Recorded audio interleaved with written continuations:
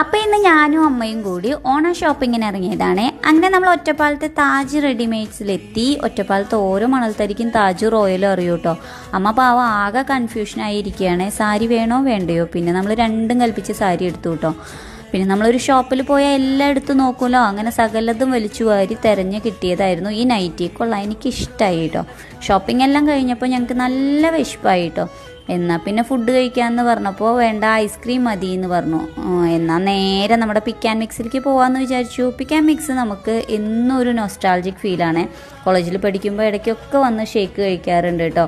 അമ്മയ്ക്ക് dry ഫ്രൂട്ടും mixed ഫലൂഡയും എനിക്കൊരു kit കാറ്റ് ഷേക്കും ഓർഡർ ചെയ്തു കേട്ടോ.